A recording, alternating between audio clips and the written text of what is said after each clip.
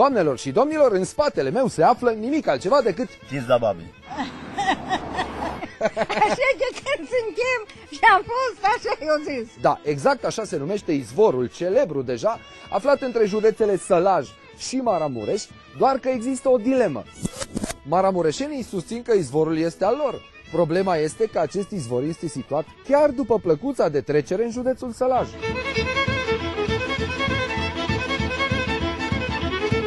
Se spune că între două nu te plouă, dar nici bine nu îți e. Așa că am mers la sursa problemei să-i dăm de cap. Pe unde a curs mai întâi, ne scuzați, a babei? Prin comuna Baba sau prin Poiana Blenchi?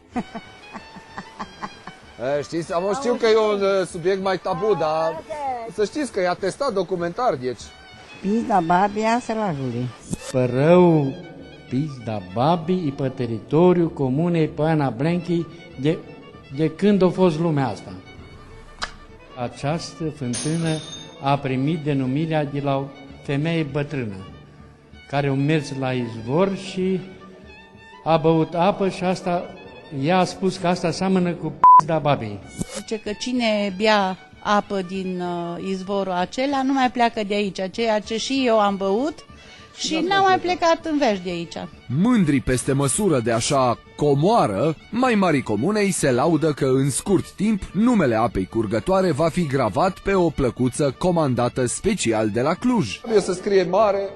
Mare și clar cum o cheamă. Să știe, domnule, poporul unde să își astâmpere setea. Sau, cine știe, poate pe viitor vor vrea să o și îmbutelieze. De ce îi spune așa? Chiar nu știu să vă răspund, dar de multe zice așa foarte. Se spune că seamănă cu o p***dă. Exact. Are formatul ăla. Are formă de... Are forma cum am spus mai Un înainte. ginecolog ar ști mai cel mai bine, s-ar exprima mai corect. Pornografie. Pornografie? Da. Preferiți să-l spuneți. Cui aparține? Poiana Blenchi. Deci Pizda Babi a noastră. Atât am vrut. Mulțumesc frumos. Sănătate. Așadar, sălăjenii îi susțin că izvorul este al lor. Dar ce au de spus maramureșenii? Hai să vedem. Băbenilor. Deci a băbeinilor, e a vostru. A maramureșenilor. Da. Câtă apă am băut acolo, Dumnezeule Doamne. Ați băut apă din izvor? Din Pizda Babi, da. Dar numai eu. O băut și alții mai mari ca mine. Apa cum e acolo? Apa foarte bună apă. Bună apă. Bună, pe cuvânt. Rece. Rece. Pe hârtii scrie una, dar oficial nu cred că ne-am lămurit foarte exact al cui este izvorul Pizda Babi. Un singur lucru este cert.